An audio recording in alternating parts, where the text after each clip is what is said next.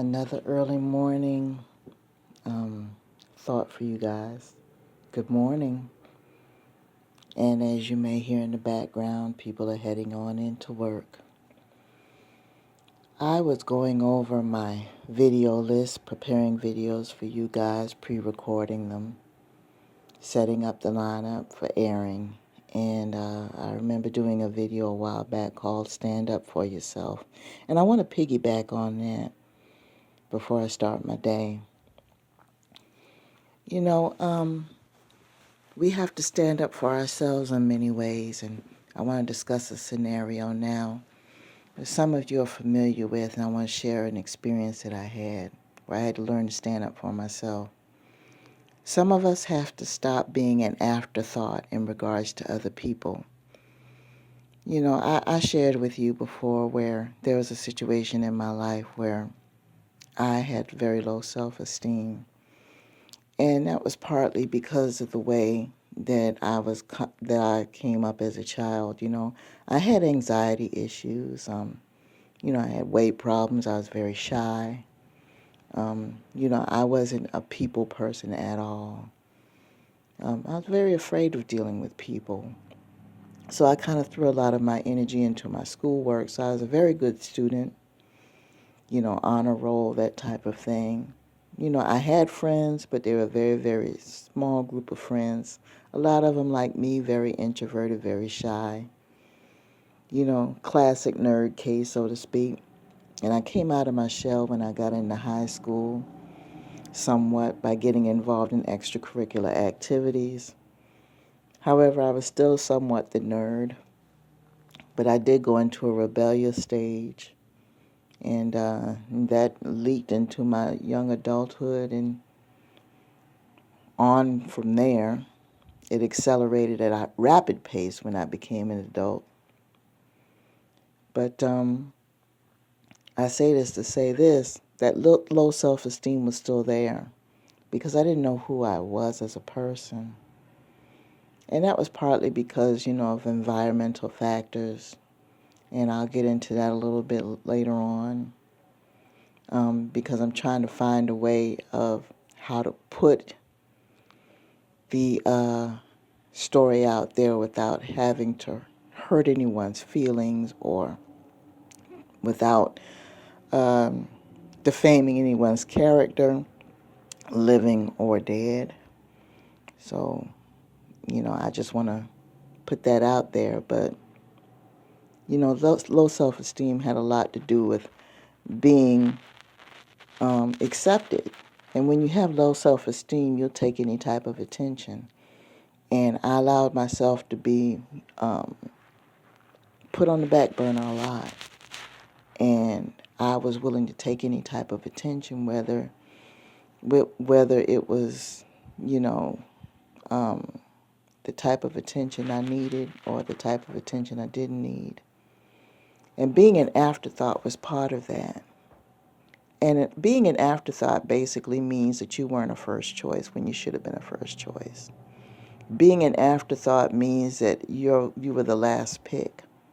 Being an afterthought means that you're all that's left because you were the only thing that was it. You were the last piece of chicken on the plate, so to speak. Or you were the only option because there was no other choice in the matter. You were the only solution that was left. You were never the first thing considered. And I took that most of my life because in the beginning because of low self-esteem, and later on it was because I felt it was what I deserved because of mistakes I made. And that again was associated with low self-esteem.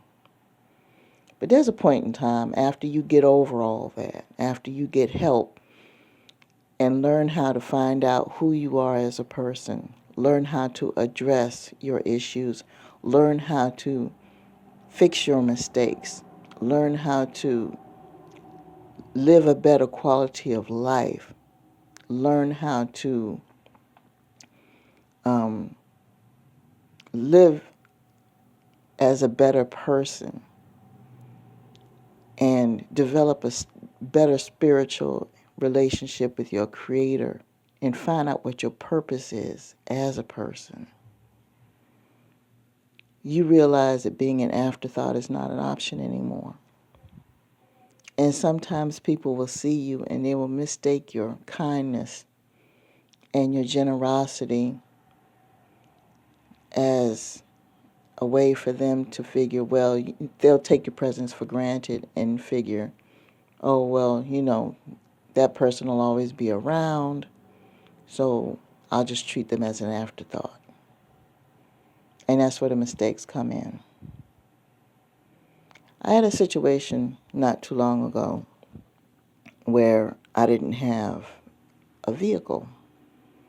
I would use public transportation, ride shares, that type of thing, which wasn't a bad thing because, most of my transportation needs were not too far away from home anyway.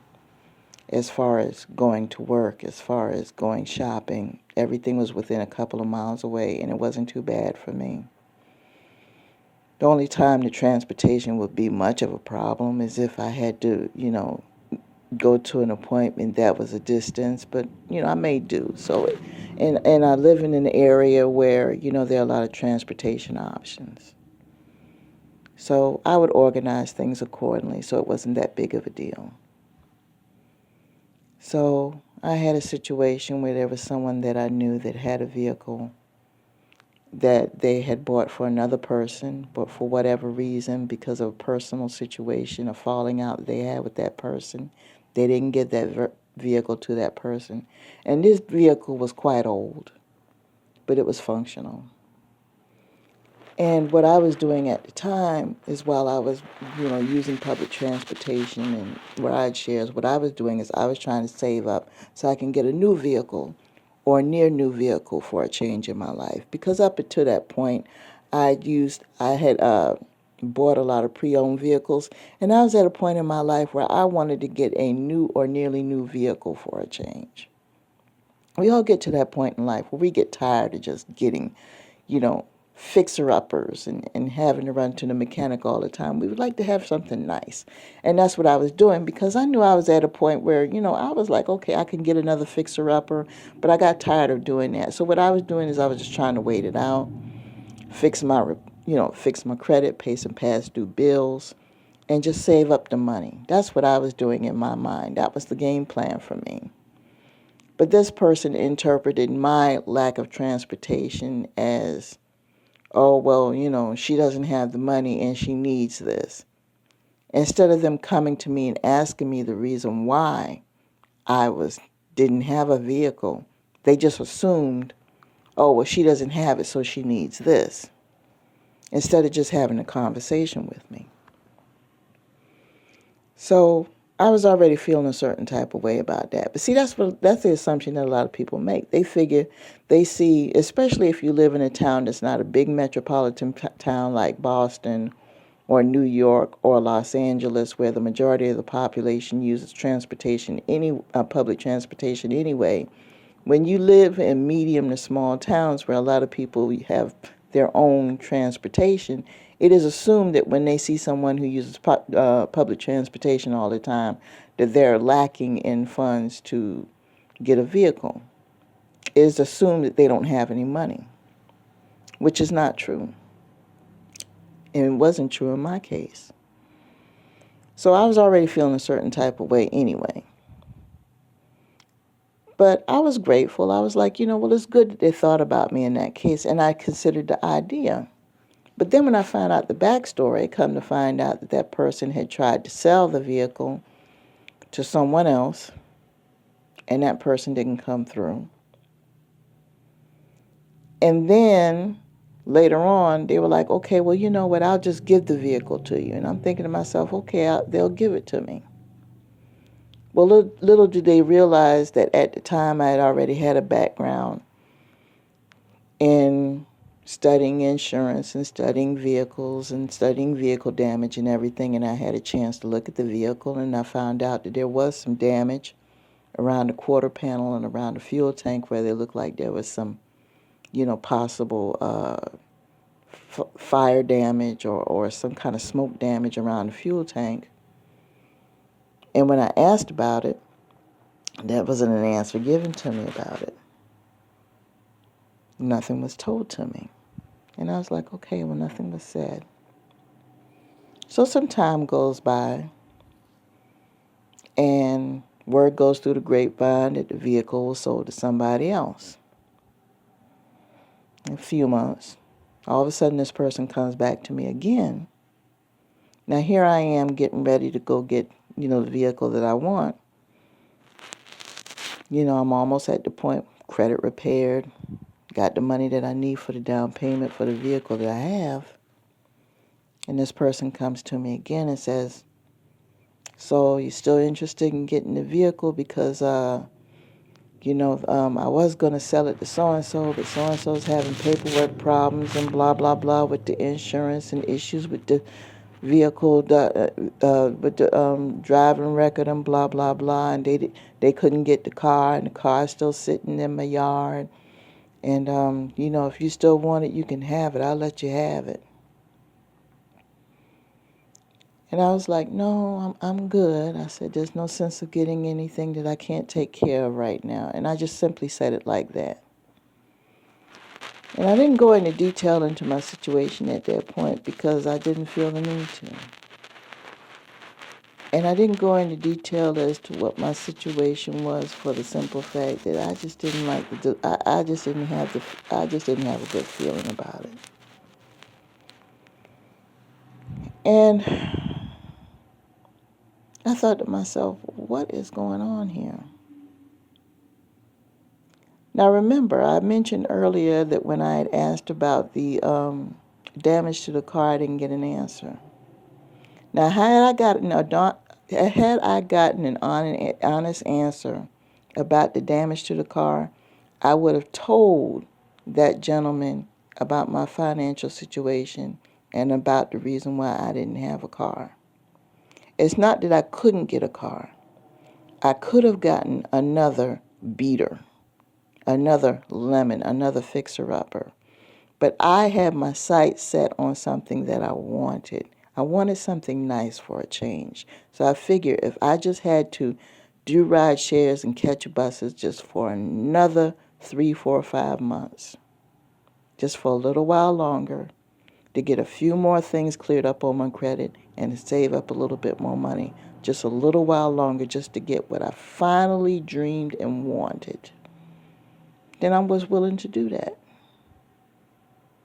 But because he didn't answer my question, I felt it wasn't necessary to give him all the information he needed. So I didn't share it. In my mind, I felt that I was defending myself. See, I didn't need to be an afterthought. I was an afterthought as far as he was concerned, and as far as that vehicle was concerned.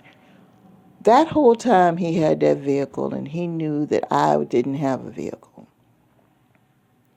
But he had people that he felt that he could make a quick buck off of. He could have easily gone to me first, knowing that I didn't have a car. These other people had vehicles before that they were dealing with and everything else. But he knew me from the beginning and knew that I didn't have a car from jump. I should have been the first person.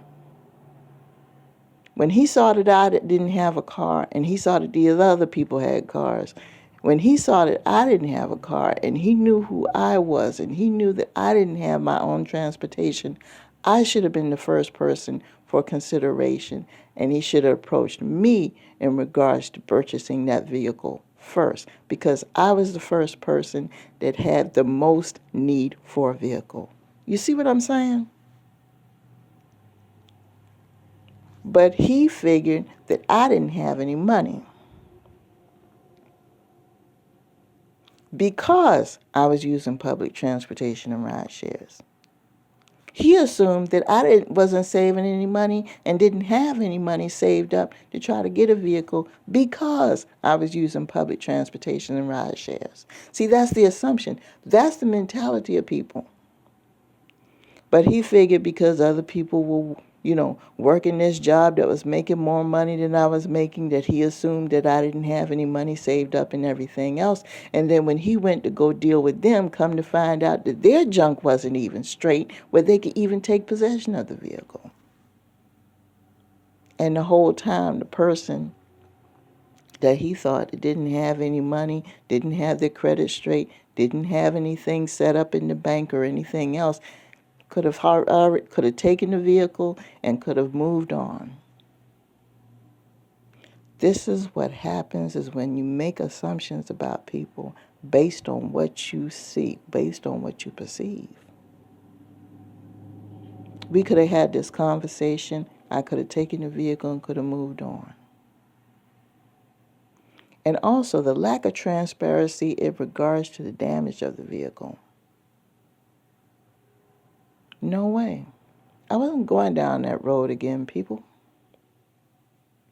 Just because you are lacking something, don't let your desperation interfere with your sound judgment.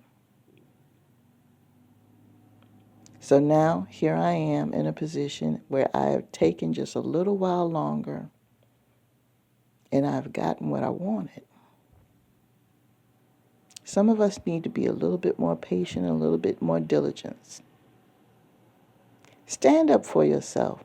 Don't allow yourself to be an afterthought in someone else's life. Have enough patience and self-esteem to just make it over the finish line. You can see your goal. And I know you're tired. I know you're frustrated.